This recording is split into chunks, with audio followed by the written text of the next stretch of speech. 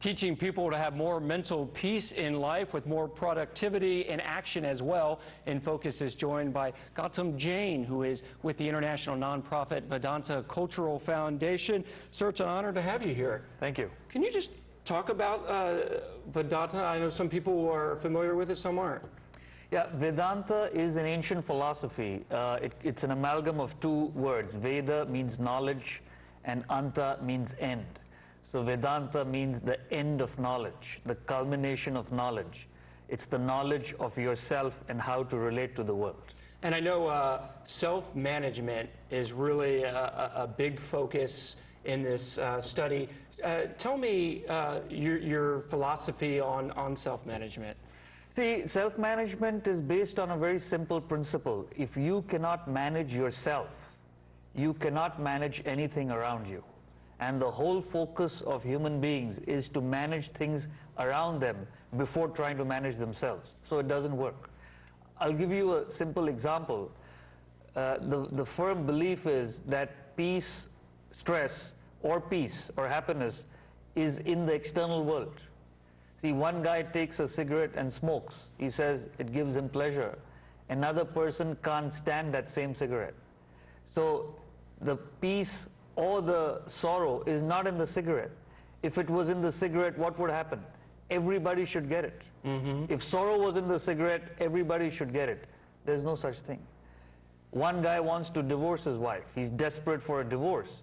Another guy wants to marry that same lady. He's desperate to marry her. The woman is the same. It's a source of pleasure to one, sorrow to another. So I ask you to think, that's what we're talking to the world. It's not in the world as we firmly believe. It's how you relate. So self-management is the art of relating to the world. And once you master this technique, you're able to be free of stress, you're able to be focused and productive. And I read maybe an example that what you're talking about is you go to New York City, you know there's going to be traffic. Right. So that's external. It's how you process that. You can be really upset about it, or you know there's going to be traffic. And right. Is that sort of the right, am I right analogy there? Yes. Before I explain that, see, the basis is there are two things inside you, two equipments which basically govern your life. Your body is just a container. It's like a car which follows your orders. But the driver are two equipments. It's the mind and the intellect. The mind is your capacity, your intellect, is your capacity to reason, to analyze, to judge, and then act. The mind is just the feeler. It generates desires, likes and dislikes, impulses. So self-management is the intellect being able to supervise your mind. See, a diabetic patient is told by the doctor, no sweets. He understands that completely, but when he goes to the candy store, he passes by it, his mind craves for it. And his intellect is not strong enough to control that. He succumbs, and then the problem starts. So stress is nothing but the mind overpowering your intellect. And self-management, which makes you free from stress, is nothing but developing the intellect to be able to handle the mind. You read in Time magazine, Vedanta has been featured in many publications.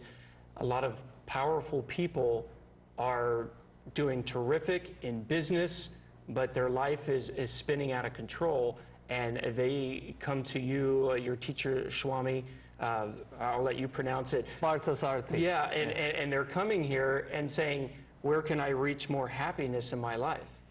See, the biggest problem is there is a dichotomy, as it were.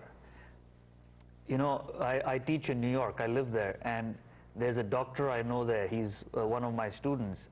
When he started off, he was a brilliant doctor. He is a brilliant doctor. He's written journals, he's written for journals, he's written books, but he has an alcohol problem, serious alcohol problem. He's on his third marriage. His children can't stand him. So although he's a very intelligent person, he does not have an intellect at all. So his quality of life is very poor. He can't handle his emotions. That's what's happening, what you're talking about. I can talk about thousands of people like that who are very intelligent, highly educated, they've got PhDs, they've got MBAs and this and that, but there is no capacity to control their emotions. The intellect is not developed. And that's what they come to us for, because that's what they need, is the intellect. What happened in Wall Street? The whole world is suffering because the intellect was not developed to control the greed of the mind. And the whole world is suffering as a consequence. And before we go any further, I want to put up a website on how you can learn more about Vedanta. Vedanta USA, Vedanta USA.org. And I wanted to show these couple books that you brought. We only got about a minute left, but just talk about for people who want to find out more information. Yeah. See, the intellect has to be developed through one's own questioning, through reasoning. So my teacher has written a book. It's called The Fall of the Human Intellect. And it talks about how one can start this process of independent questioning to be able to develop the intellect, because you need some help to get started. And this, I think you can get it on Amazon for those viewers who are interested. And how about this one? And this, of course, gets deeper into the philosophy of Vedanta itself. It's called the Eternities, Vedanta Treatise, and it talks about regaining your real identity. So I would recommend this book after one goes through an introduction on how to develop the intellect. Well, Gautam, I really appreciate you enlightening us. I know you had a nice trip in Santa Barbara, met with a lot of important people here, and shared some of your wisdom, and have a good trip back to New York. Thank you so much. We'll be right back.